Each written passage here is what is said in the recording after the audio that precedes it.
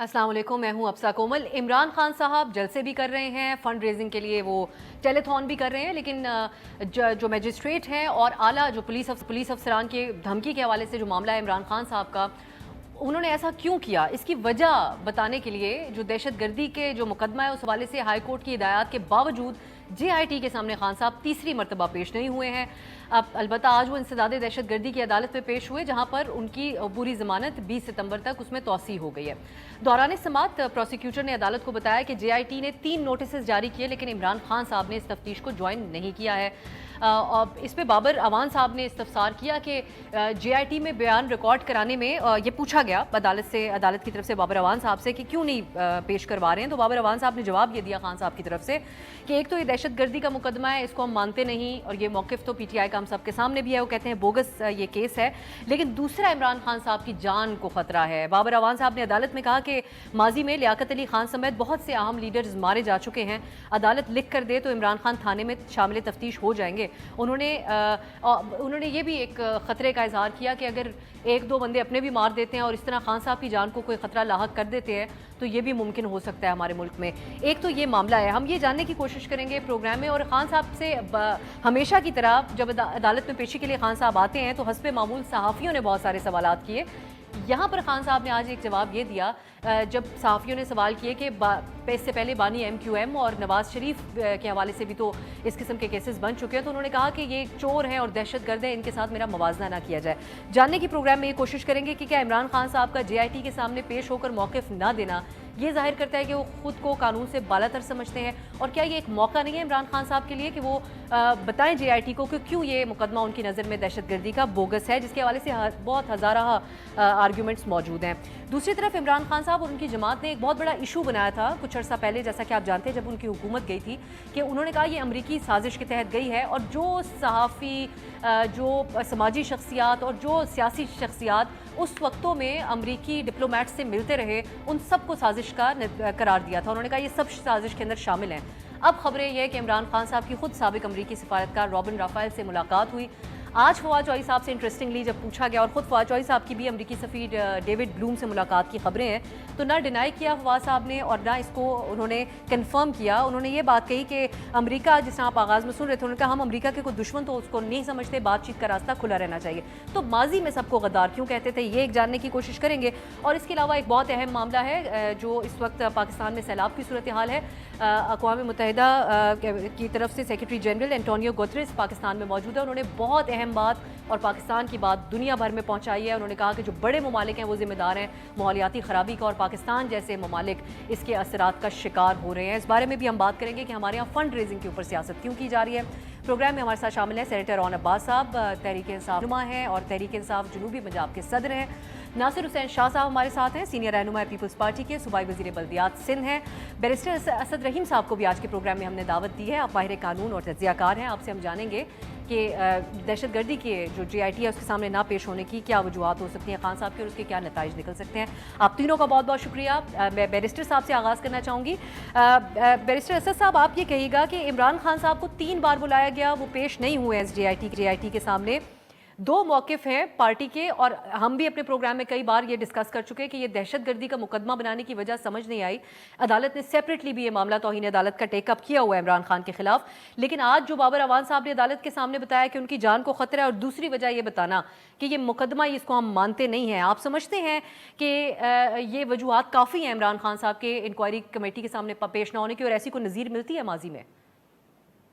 जी बहुत शुक्रिया अफसा साहिबा।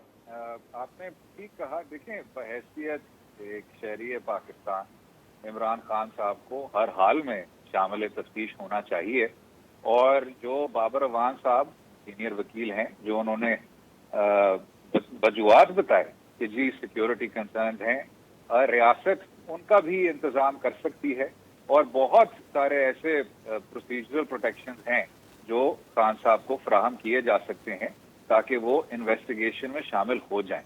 लेकिन इसके साथ साथ ये भी कहना बहुत अशद जरूरी होगा कि इंसदाद दहशतगर्दी का कानून जब हम सामने रखते हैं तो बेशक सेक्शन 6 हो, उसके दीगर शिकें हों, ये एक बेबुनियाद केस बनाया गया जो खान साहब ने कहा एक काबिल एहतराम डिस्ट्रिक्ट जज के हवाले से, इसमें कोई शक नहीं कि वो बयान नामुनासिब था, मुतनाज़िया था, और मैं ये भी कहूंगा कि उसमें एक मशरूत माफी भी मांगनी चाहिए। लेकिन चलें, वो तो तौहीन का केस हो गया। दहशतगर्दी का ये केस हर हाल में नहीं बनता था, और इसको इस तरह जोड़ देना तो वही जो एक रवायती सियासत चलती आ रही है 90 की दहाई से, कि आप अपने सियासी मुखालफीन पर इस तरह के बेबुनियाद केसेस दर्ज कर देते हैं, और ये अभी से नहीं हो रहा, तहरीक इंसाफ की हुकूमत के वक्त भी हमने देखा था। उस सिलसिले को खत्म होना चाहिए। तो long answer to your short question, उनको शामिल तफ्तीश होना चाहिए, लेकिन रियासत को सोचना चाहिए और हुकूमत वक्त को सोचना चाहिए कि आप क्या कर रहे हैं, इंसदाद दहशतगर्दी का कवानीन इस तरह गैर कानूनी तौर पर लागू कर। मैं ये भी जानना चाह रही हूँ वेरी क्विकली कि आप समझते हैं, आपके अपने ओपिनियन में, कि ये एक मौका है, बेशक आपका अपना यही ख्याल है कि ये दहशतगर्दी का बड़ा बेबुनियाद मुकदमा है, लेकिन खान साहब के लिए ये मौका और फ़ायदेमंद हो सकता है अगर वो JIT के सामने जाके बताएं कि क्यों उन्होंने कोई दहशतगर्दी नहीं की है। जी, कोई हर्ज नहीं है, कोई हर्ज नहीं है, लेकिन इसमें ये भी अच्छा होगा कि रियासत की जानिब से उस तरह के गैर जानिबदार अफसरान हो, आप JIT के सामने जाएं, शामिल तफ्तीश हों, उससे पैगाम भी अच्छा जाएगा। लेकिन इसमें अभी भी जी मैं कहूंगा कि ओरिजिनल सिन उस हुकूमत का था जो कि इंसदादी दहशतगर्दी जितना संजीदा कानून को गलत तौर पे इस्तेमाल कर। बिल्कुल ठीक है। एक सेपरेट केस में आज तौहीन अदालत के हवाले से भी इस्लामाबाद हाई कोर्ट के चीफ जस्टिस के रिमार्क्स आए। मैं दोबारा आपकी तरफ आऊंगी, उस बारे में आपसे जानना चाहूंगी। और अब्बास साहब, अब आप कहिएगा, खान साहब अगर पेश नहीं होते JIT के सामने, और दूसरी तरफ इस्लामाबाद हाई कोर्ट के बारहा ये कहने के बावजूद, और अब 2 हफ्तों का मजीद वक्त भी सामने आया है जिसके बाद फर्द जुर्म आयद होगी, वो गैर मशरूत माफ़ी भी नहीं मांग रहे हैं। इन दोनों केसेस के का नतीजा अगर कोई नाअहली की सूरत में निकलता है तो फिर अब आप लोग ये तो कह नहीं पाएंगे कि ये -1 कर दिया गया है किसी साजिश के तहत, क्योंकि दोनों में ऑप्शंस खान साहब के सामने दहशतगर्दी का एक सेपरेट रखते हैं, लेकिन तौहीन अदालत में तो खान साहब गैर मशरूत माफ़ी मांग सकते थे। जहां तक उनका अदालत में ना पेश होना है, तो आप ये देख लीजिए कि पिछले तकरीबन 1.5 माह में दर्जनों दफा खान साहब पेश हुए हैं, और कितनी अदालतों में पेश हुए हैं। मतलब मुझे तो लगता है डेली बेस में मैं उनको टीवी में देख रहा हूँ कि अदालत से आ रहे हैं, अदालत में जा रहे हैं। अब आप अपने आप से पूछ लीजिए, जैसे कि बैरिस्टर साहब ने फरमाया, क्या ये जितने भी अदालती ये जो दहशतगर्दी के पर्चे काटे गए थे, ये क्या बेफेयर हैं या नहीं है? आई मीन जस्ट बिकॉज कि वहां पे लॉ एग्जिस्ट करता है और वो किसी भी पाकिस्तानी को, अब वो आर्टिकल 52 है मेरे ख्याल में, जो है हर पाकिस्तानी को राइट देता है फ्रीडम टू प्रोटेस्ट, उसके तहत अगर वो प्रोटेस्ट करेंगे उनको दहशतगर्द करार दे दिया। अब वो पेश हो चुके हैं। इस वक्त जो कंसर्न है, जैसे कि बाबर रवान ने कहा, वो उनका लाइफ कंसर्न है बड़ा, और एक बहुत बड़ा सिक्योरिटी कंसर्न है। जिस किस्म का स्टैंड खान साहब ले चुके हैं, जिस किस्म के इश्यूज, आपके तो नॉलेज में होगा कि सवात वाली साइड के ऊपर इस वक्त मामला क्या चल रहे हैं, अफगानिस्तान बॉर्डर पे क्या इश्यूज हैं, उनके जिस भी मामला पे जो एक नैरेटिव ले चुके हैं, तो उस पर कंसर्न तो हो सकते हैं। अब डेली सिर्फ अदालतों में पेश होना, और वो भी सिर्फ इसलिए कि कानून की अमलदारी, और सबको दुनिया को बताओ कि वो सारे केसेस, तो कौन सा उससे वो बच सकते हैं? अदालत ने उनके सामने ऑप्शन रखा कि आप गैर मशरूत माफी मांगे, उन्होंने नहीं मांगी है। और एक ये दहशतगर्दी का बेबुनियाद मुकदमा हो सकता है। दूसरा मामला तौहीन अदालत का, अदालत के फुल बेंच ने खुद टेक अप किया है खान साहब के खिलाफ, और कई बार उनके सामने ऑप्शन रखा है कि माफी मांग लें। मसला साहब जुड़े से उस पर इतना बात नहीं करना चाहिए, लेकिन खान साहब अपने जवाब वहां पे दाखिल कर चुके हैं, और उसमें उन्होंने कहा था, बड़ी क्लियरली कहा था कि पहली बात तो मेरे नोटिस में नहीं था। अब वेरी फ्रैंकली मैं आपसे पूछ देता हूं कि जी, उन्होंने कहा कि जी हम बाद में एक्शन लेंगे, वो ये समझते शायद वो डिस्ट्रिक्ट मजिस्ट्रेट है जो एक एडमिनिस्ट्रेटिव होता है। अदरवाइज जुडिशरी तो कभी भी मुकन्ना के नीचे, एग्जीक्यूटिव के नीचे नहीं आती। तो ऐसे कह सकते हैं, तो एक मिसअंडरस्टैंडिंग थी जिसको उन्होंने क्लैरिफाई कर दिया, और एक दफा नहीं 2 दफा कर दिया। और मैं अब वो अदालती अतिया के ऊपर है कि उसके ऊपर वो क्या फैसला करती है, और that is entirely up to the chairman. वो तो 2 हफ्ते बाद ही पता चलेगा। चलिए मैं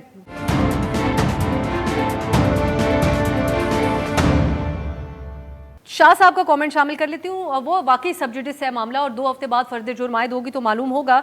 शाह साहब, इमरान खान साहब को और उनकी जमात को ये ख़तरा है कि उनकी खान साहब की जान महफूज नहीं है, और अगर वो आते हैं JIT के सामने तो इस सूरत में उनकी जान को ख़तरा लाहक हो सकता है। दूसरी बात यह कि आप नहीं समझते कि अब आप लोगों की गवर्नमेंट के सर पे ये बात आ रही है कि आप लोगों ने दहशतगर्दी का मुकदमा बना दिया। इस तरह असद साहब ये बात कर रहे थे, जबकि अदालत ने खुद फुल बेंच ने ये मामला टेकअप किया हुआ है। मैं अपने सवाल में एक और चीज़ भी ऐड कर देती हूँ ताकि आप इस पर भी बात करें। खान साहब बहुत ऑफेंड हुए अगर आज जब उनको सहाफ़ियों ने नवाज शरीफ साहब और MQM के जो बानी कायद हैं उनके साथ जब उनका मवाजना किया। दोनों सवालों का जवाब अगर आप देना चाहें शाह साहब। बिस्मिल्लाहिर्रहमानिर्रहीम। अल्लाहुम्मा सल्ली अला मुहम्मदिन व आले मोहम्मद। देखें, खान साहब अनोखे लाडले हैं और वो समझते हैं कि हर चीज़ से बालातर हैं।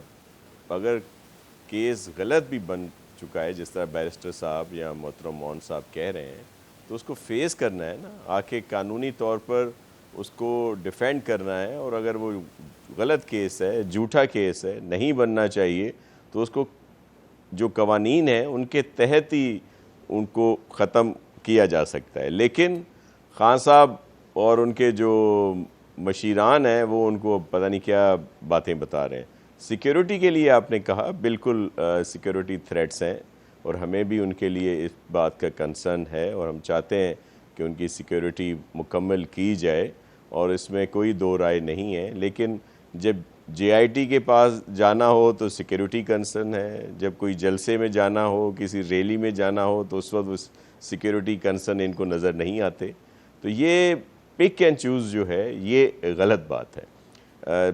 बाकी रही बात जो अदालतों में है, अब ये मजिस्ट्रेट क्या वो अदालती नहीं होते, उसमें कोई कैटेगरीज़ हैं कि जी ये जो मजिस्ट्रेट है इसको तो आप बुरा भला कह सकते हैं, लेकिन इससे जो ऊपर कोई चीज़ है तो उसको आप बुरा नहीं कह सकते। ये तो बहुत ही अजीब सी मंतक है जो नहीं होना चाहिए। असल इशू ये है कि जब से खान साहब इक़्तिदार से बाहर हुए हैं, और ये पहली दफ़ा हुआ है पाकिस्तान की हिस्ट्री में, पॉलिटिकल हिस्ट्री में, कि किसी भी हुकूमत को वोट ऑफ नो कॉन्फिडेंस के ज़रिए हटाया गया है और उनके जो एलाइज़ हैं, जो उनके लोग हैं, वो उनसे तंग हों और उन्होंने उनके ख़िलाफ़ वोट दे के उनको हटाया है। तो ये बिल्कुल बुखलाए हुए हैं और अजीब सी कैफियत में हैं। कभी इदारों के लिए बात करते हैं, कभी अदालतों के ख़िलाफ़ बात करते हैं, कभी इवन मुल्क के ख़िलाफ़ बात कर देते हैं कि जी कोई एटम बम गिरा दे, कभी कहते हैं हमारे एटमी असासे महफूज नहीं है,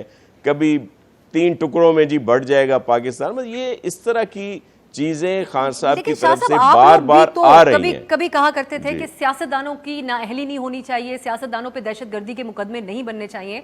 आज आप लोगों की हुकूमत, आप इस वक्त आपकी जमात हुकूमत में है, विफाक में, तो आप लोगों ने भी तो वही काम किया, दहशतगर्दी का मुकदमा बनाया खान साहब के ऊपर।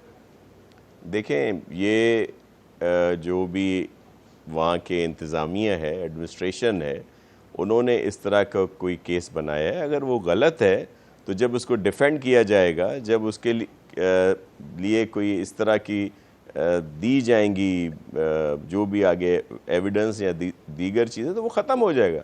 वो भी एक चीज़ आ जाएगी, देखें ये गलत बना था, मे बी वो सही बना हो, तो ये तो वहाँ पे कोर्ट ऑफ लॉ में प्रूव होगा ना, यहाँ पे बैठकर या कोई किसी के ऊपर। लेकिन इस तरह के गलत केसेस जो हैं वो वैसे नहीं बनने चाहिए अगर वो गलत है। लेकिन आप देखें, एक सीरीज़ है, तसलसल है खान साहब की और इनकी टीम की तरफ से जो बोला जा रहा है। जैसे आपने इंट्रो में कहा कि वो जो अमेरिकन के खिलाफ कितना उन्होंने, उसकी तरफ आते हैं। मैं शाह साहब, मैं बैरिस्टर साहब से एक दो और चीज़ें जानना चाहूँगी क्योंकि उनके पास महदूद वक्त है।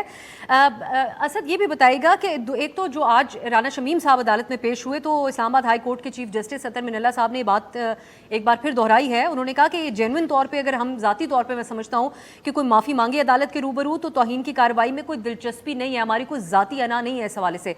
यहाँ पर आप समझते हैं कि अब इस केस का स्टेटस आप क्या समझते हैं जो तौहीन अदालत के खान साहब के, जो फर्द जुर्म आयद होगी उसमें कोई फर्क आ सकता है बीच में अगर खान साहब अपना माइंड चेंज करते हैं, माफी मांग लेते हैं? जी, ये एक सिलसिला चलता आ रहा है 70 की दहाई से। ज़हूर इलाही साहब का केस है जिसमें जुल्फ़िकार अली भुट्टो साहब की तकरीर थी नेशनल अवामी पार्टी के मुतालिक, और उस पर जस्टिस महमूद रहमान साहब ने बाकायदा रूलिंग दी हुई है कि जो तौहीन आमेज गुफ्तगू का जो ये कंटेम्प्ट ऑफ कोर्ट के केसेस का इख्तियार है, उसको हम बहुत महदूद तौर पे इस्तेमाल करेंगे। और कभी कभी जोश खताबत में भी कुछ बातें की जाती हैं, लेकिन इसका ये मतलब नहीं कि अगर एक मामला था जो कि सब जुडिस था, जिसकी प्रोसीडिंग जारी थी, जिसमें अभी तक नतीजा नहीं दिया गया, बहैसियत एक बहुत मकबूल रहनुमा आपको उन जज साहब का, बिल्कुल जज साहबा का नाम नहीं लेना चाहिए था, क्योंकि ये तो आप अदालती प्रोसीडिंग्स को पॉपुलर सिविल के सामने इस तरह रख रहे हैं। और आज़ादी अदलिया एक बिल्कुल एक ऐसी मखसूस चीज है जिसको इस तरह इन्फ्रिंज नहीं करना चाहिए। अब ये कहते हुए उनको पहले मौके पर मशरूत माफी मांग लेनी चाहिए थी। जहां मैं हल्का सा इख्तिलाफ करूंगा। जो नवाज पाकिस्तान मुस्लिम लीग नवाज के कुछ रहनुमाओं के केसेस को प्रेसिडेंट के तौर पर इस्तेमाल किया गया, उनके साथ तफरीक करना चाहिए। निहाल हाशमी साहब ने बाकायदा धमकी दी थी जज साहिबान के बच्चों को, और उनके एक साथी थे जिन्होंने जो अल्फाज इस्तेमाल किए थे वो मैं इस ट्रांसमिशन में शायद इस्तेमाल नहीं कर सकता। तो इन दो चीजों के बीच डिस्टिंग्विश करना चाहिए। लेकिन अगर अभी भी खान साहब गैर मशरूत माफी मांग लें तो ये सिलसिला इख्तिताम तक बढ़ सकता है, और वापस उस केस को आप फिर तवज्जो दिलाएंगे जिसको आपने सबसे पहले जिसका आपने ये मौजू उठाया था। बेहतर होगा कि खान साहब ये पैगाम भेजें कि मैं आज़ादी अदलिया की एहतराम करता हूँ और मैं माफी मांगने को जा रहा हूँ। एक और बात क्विकली मैं पूछूंगी आपसे, फवाद चौधरी साहब ने बात कही है कि जो अनइलेक्टेड इदारे हैं उनको सियासी लीडरशिप का एहतराम करना चाहिए। ये डिमांड क्या दुरुस्त है पीटीआई की तरफ से एक ऐसे वक्त में जब वो जिन इदारों के पास, जैसा कि इलेक्शन कमीशन हो गया या आला अदलिया हो गई, उनके हवाले से बयान जजेस हो गए, उनके बारे में बात करें जिनके पास सजा देने के लामहदूद इख्तियारात भी हैं, ये पीटीआई की डिमांड आपको ठीक लगती है इलेक्शन कमीशन के हवाले से जो बात करते हैं? देखें जी, इलेक्शन कमीशन ऑफ पाकिस्तान को बहुत देर से मुतनाज़ा किया जा रहा है। बेहतर है कि तमाम कौमी अदारों को गुड फेथ के तौर पर तसव्वुर किया जाए। जो हमारी शुरू वाली अजम्पशन है वो यही होनी चाहिए कि वो गैर जानिबदार हैं, और यही जो शक है पाकिस्तान तहरीक इंसाफ की क़यादत के हवाले से कि जब अदालत उनके हक में फैसला करे तो वो खराज तहसीन पेश करते हैं, जब उनके खिलाफ जाती है तो वो उसी अदालत को बुरा भला कहते हैं। अब इस सिलसिले से आगे बढ़ना चाहिए। ये जो जूरिस्प्रूडेंस है उसमें हमें एक किस्म का तवाज़ुन नजर आ रहा है। लेकिन जो आपकी जो शुरू वाली बात थी जो फवाद चौधरी साहब ने की थी, इसमें कोई शक नहीं है, ये तो हमारा आइन का ये तो तय तक पहुंचती है। इसमें तो जिन्ना साहब ने 1948 में उनकी तकरीर भी है। हमारे मुंतखब नुमाइंदों के लिए क़यादत का इख्तियार है, और ये सिर्फ और सिर्फ एक पार्लिमानी निज़ाम के जरिए इस्तेमाल किया जा सकता है, इसमें कोई दो राय नहीं। लेकिन तब जब अगर आप पार्लियामान में बैठे हो तो तब। बहुत शुक्रिया बैरिस्टर असद रहीम साहब आपका। एक ब्रेक की तरफ ऑन साहब को भी मुकम्मल मौका होगा, एक वो रिस्पॉन्ड करेंगे शाह साहब की बात के ऊपर, और खान साहब की अमरीकी ओहदेदारों से मुलाकात के बारे में बात है बहुत ज़्यादा, उस पर डिस्कस करते हैं एक ब्रेक के बाद।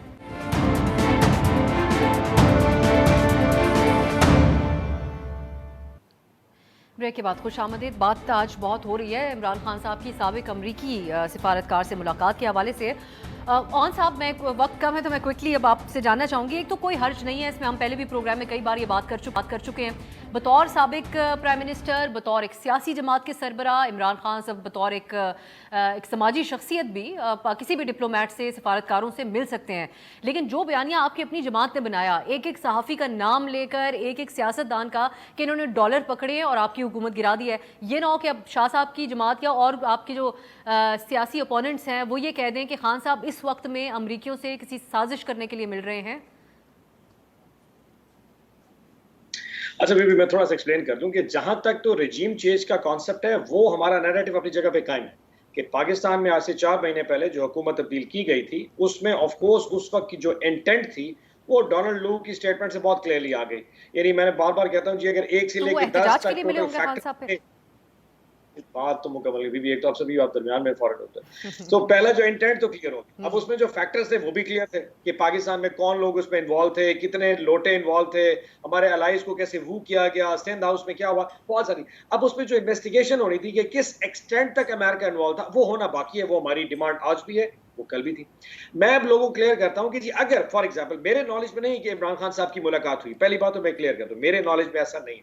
और अगर मैं आपकी बात मान लूं कि किसी मौके पे ऐसा हुआ भी है, देखिए जब नेशनल कैलेमिटी आती है, जब आपकी पूरी दुनिया की जब स्टेट्स पाकिस्तान में किसी पॉलिटिकल पार्टी से बात करना चाहते हैं तो पाकिस्तान तहरीक इंसाफ एक फेडरेशन की जमात है जिसके पूरे इंटरेस्ट पूरे पाकिस्तान में। फॉर एग्जांपल मैं मिसाल दूं कि अगर इस वक्त अमेरिका कहे जी मैं इमदाद करना चाहता हूं पंजाब में या केपी में, तो हम ये नहीं कह सकते आप बात करें।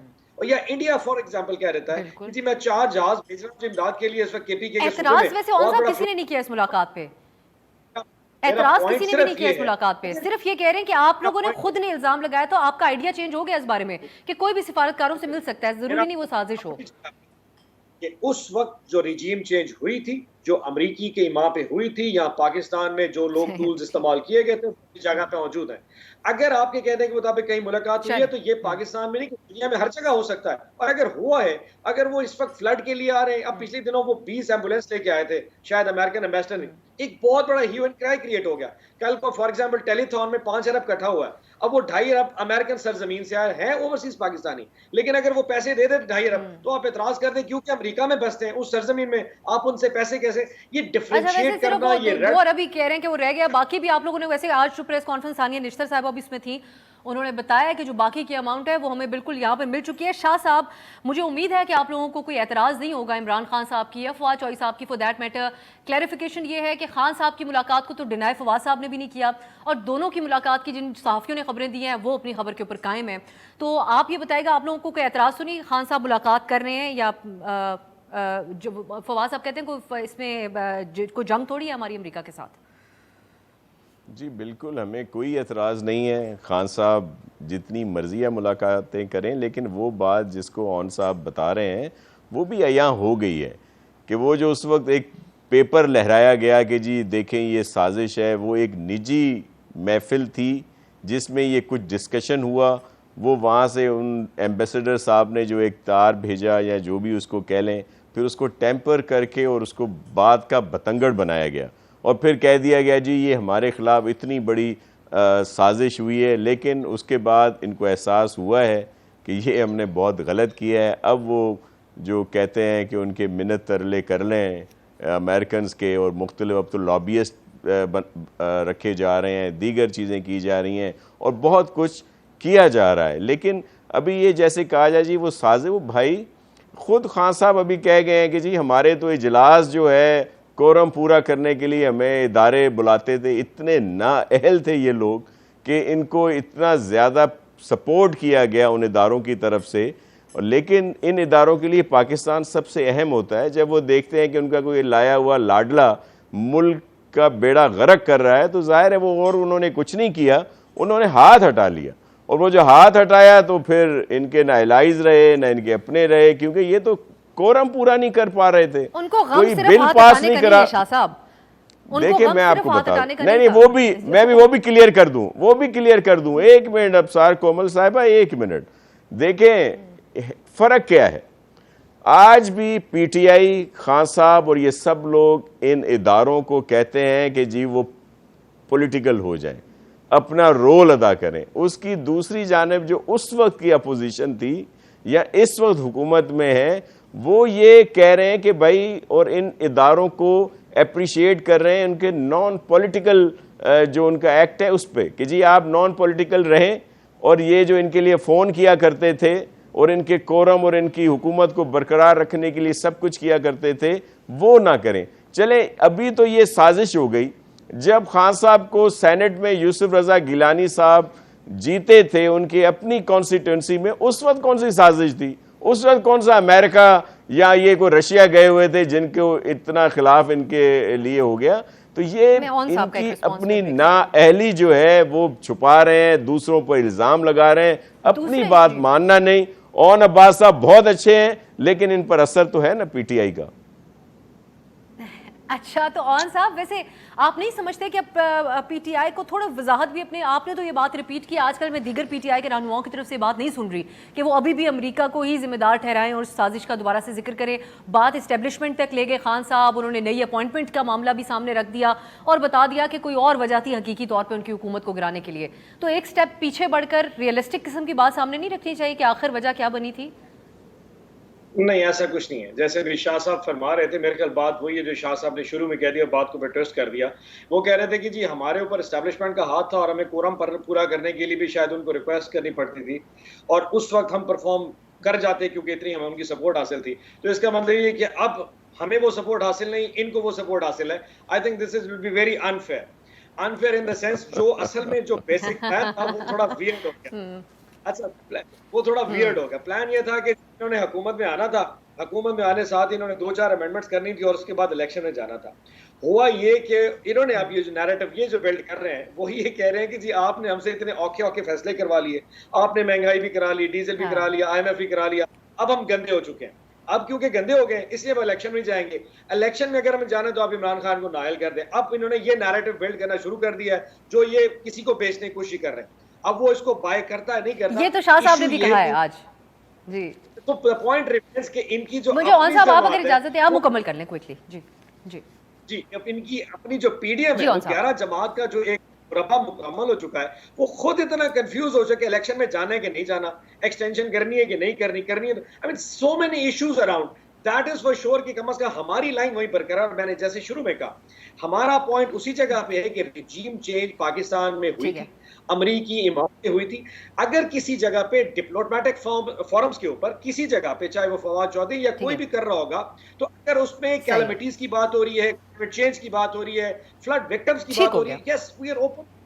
सो इसमें कौन सी बड़ी बात है, लेकिन हम अपने बिल्कुल सही है, ये बात आपकी बिल्कुल सही है, तो ठीक है। हाँ, उसमें फिर हम ये भी अगर, क्योंकि अब तो फवाद साहब ऑन नहीं कर रहे इस मुलाकात को, तो हम उनसे जरूर पूछते क्योंकि बड़े रेलेवेंट शख्सियत हैं डोनाल्ड ब्लूम साहब, तो उनके आगे क्या आज भी हाथों हाथ रिकॉर्ड करा दिया था या नहीं, लेकिन बहरहाल हम इससे आगे बढ़ते हैं, एक ब्रेक की तरफ जाते हैं। जो आप मईशत की बात करें, शाह साहब ने अपने ट्विटर पर एक वीडियो शेयर की थी, उसके बारे में उनसे एक ब्रेक के बाद पूछेंगे, जहाँ पर बड़े दुश्वार गुजार रास्तों से एक ट्रक जा रहा था जिसके ऊपर लिखा था शहबाज हुकूमत का ट्रक मुश्किल हालात में पीटीआई के बनाए हुए गुजर रहा है।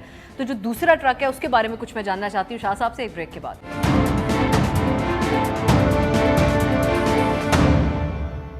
ब्रेक के बाद खुश आमदीद। नासिर शाह साहब, पहले तो ये बताइएगा, जो आपने एक वीडियो शेयर की हुई है जिसका मैं पहले ब्रेक से पहले जो बात करते हैं, मैंने कहा शाह साहब भी यही बात करें जो ऑन साहब कह रहे थे मईशत के हवाले से। आपने 2 ट्रक है, उसके अंदर एक खड़ा हुआ है बड़ी मुश्किल सड़क के ऊपर और दूसरा बड़ी मुश्किल से वहाँ से गुजर के जा रहा है, जिसको आप कह रहे हैं वो शहबाज हुकूमत का ट्रक है, लेकिन जो जिसने रास्ता ब्लॉक किया उसको वहाँ पे किसने खड़ा किया हुआ है? क्योंकि इस किस्म की सड़कों के ऊपर तो बीच में ट्रक खड़ा करने की इजाज़त नहीं होती है, तो दूसरा वाला वहाँ पर क्यों खड़ा हुआ है ट्रक? देखें, वो चीज़ें हैं जो खैर से पीटीआई की हुकूमत 3 साल 7 माह कुछ दिन कुछ घंटों में जो चीज़ें उन्होंने की पाकिस्तान के साथ, वो जो 1947 से लेकर 2018 तक के जो कर्जे थे कोई 25,000 अरब रुपए, वो इन्होंने इस अरसे में कोई 45,000 अरब रुपए कर दिए। इसी तरह और बहुत सारी चीज़ें हैं जिनको मैं गिनवा सकता हूँ। ये वो चीज़ें हैं जो हिंड्रेंसेस हैं। फिर वो जो जाते हुए जब इन्होंने समझा कि ये नो कॉन्फिडेंस की मूव आई है और उन्होंने वो पेट्रोल की कीमतें कम की, दीगर चीज़ें जो IMF के साथ इन्होंने मुआहदे किए थे। देखें, इससे पहले 22 दफ़ा ये प्रोग्राम आया IMF का, लेकिन किसी ने भी इस तरह के मुआहदे नहीं किए जो इस पीटीआई की हुकूमत ने किए। वो किस वजह से कि पहले इन्होंने कह दिया था खुदकशी कर लेंगे, फिर जब फंस गए तो उनके पास चले गए। वो जो IMF इनको चुड़ैल लगती थी वो मिस वर्ल्ड लगने लग गई, फिर उनकी हर बात मान ली। ठीक है ना, सुन ले, उसी ठीक है, तो लेकिन उस वजह से वो करने पड़े ना इनको।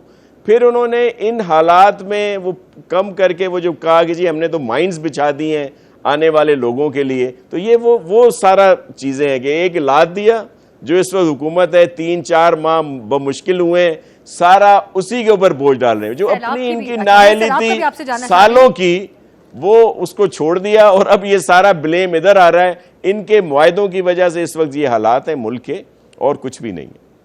सैलाब के हवाले से सिंध में जो सूरत हाल है, शाह साहब आपकी जमात के ऊपर भी लोग कहते हैं कि कई साल से हुकूमत है, ये बेशक कुदरती आफत है, लेकिन बहुत सारी चीज़ों के हवाले से एक तो अवामी शिकायत भी बहुत आ रही हैं। सेवन में CM साहब के खिलाफ लोगों ने एहतजाज किया, नफीसा शाह साहबा गई, उनकी गाड़ी को लोगों ने रोका, बड़े गम और गुस्से का इजहार किया, और फिर अब खातून भी एक हैं जिन्होंने वहाँ से आवाज़ उठाई और ये बासर अफराद के धमकाने के हवाले से हमने TV पर खबरें देखी कि वो शिकायत कर रही हैं। तो इन सारी बातों को बुनियाद बनाकर PTI ये कहती है कि ये सैलाब ज़दगान के हवाले से फंड्स जो है वो असल अवाम तक नहीं पहुंचेंगे। देखिए, मैं आपको अर्ज़ करूं कि ये एक बहुत बड़ी कैटास्ट्रोफी है, नेचुरल एक वो डिज़ास्टर है जो पूरे मुल्क में बहुत सारी जगहों पे आया, लेकिन सबसे ज़्यादा सिंध जो है उससे मुतासिर हुआ है। अब ये जो आपने कहा कि जी 7 में फिर वो जी आ रहे हैं कि जी बासर लोगों ने अपनी ज़मीनें बचाने के लिए लोगों का नुकसान किया है, तो मैं अर्ज़ करूँ इस वक्त हुकूमती लिहाज से सिंध में कौन बाअसर है? चीफ मिनिस्टर साहब बाअसर है ना, मुराद अली शाह साहब, उनका अपना गांव डूब गया है। मैं आपको अर्ज करूं कि वहां के वो चीफ मिनिस्टर का अपना गांव है ना, 7 उनका हल्का है, उनका अपना गांव जो है वो डूब गया है, तो क्या उनसे बासर भी कोई है वहां पे जिसने अपने आप को बचाने के लिए उनको डबो दिया? ये हालात ऐसे हैं, ये पानी ऐसा है, ये जो पानी बरसा है आसमान से 780 गुना ज्यादा बरसा है। ये जो भी आए थे यूएन के सेक्रेटरी जनरल साहब, वो कह रहे हैं मैंने ऐसी तबाही, ऐसी हालात कभी नहीं देखे कि जहां तक देखे एरियल व्यू से पानी ही पानी नजर आता है। मतलब हम ब्लेम नहीं करना, हम नहीं ब्लेम करना चाहते। देखिए इस तरह की कैलेमिटी में वजीर हैं, बतौर आपसे एक हुकूमत को रिप्रेजेंट आप कर रहे हैं, तो हम आपसे सवाल तो उसी हिसाब से पूछेंगे जो शिकायत। जी बिल्कुल, मैं आपको वही करूं। आपने की वीडियो अलग से आई है, वो इलाका मैं कंफर्म अभी नहीं कर सकती, लेकिन जी खातून मैं कंफर्म कर देता हूं, मैं वो कंफर्म कर देता हूं। खातून वाली वीडियो वो पंजाब के इलाके की वीडियो है जनाब, उन्होंने खुद भी कहा है, उसमें सारी तफसीलात हैं।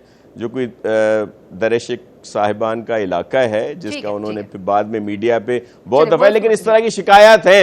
हम पूरी कोशिश कर रहे हैं, सीएम सिंध हर डिस्ट्रिक्ट में गए हैं, हमने फंड्स दिए, कोशिश कर रहे हैं, लेकिन ये जी ऑन साहब का भी अहम इसलिए होगा क्योंकि आज बड़ी अहम बात सानिया निश्तर साहिबा ने भी बताई है कि जो फंड्स इमरान खान साहब इकट्ठे कर रहे थे, प्लेजेस थे, लोग वादा कर रहे थे, तो उसकी कंफर्मेशन, एक वजाहत हमारे सामने आ गई है कि 3 अरब 30 करोड़ रुपए मौसूल हो चुके हैं पाकिस्तान में, बाकी रिहेबिलिटेशन के लिए होंगे। ऑन साहब, आप इन मामलात को समझते हैं कि इस इशूज़ के हवाले से अब रिहेबिलिटेशन भी एक लंबा प्रोसेस होगा, खुद PTI को भी एक ज़्यादा मुनासिब रवैया नहीं रखना चाहिए? ये जो एड हमें हुकूमत को मौसूल हो रही है, फेक न्यूज़ बहुत गर्दिश में रही, आपकी जमात के बहुत से लोगों ने उसको शेयर किया, इबहाम फैलाया जा रहा है कि अगर हुकूमत को पैसे मिलेंगे लगाएंगे नहीं।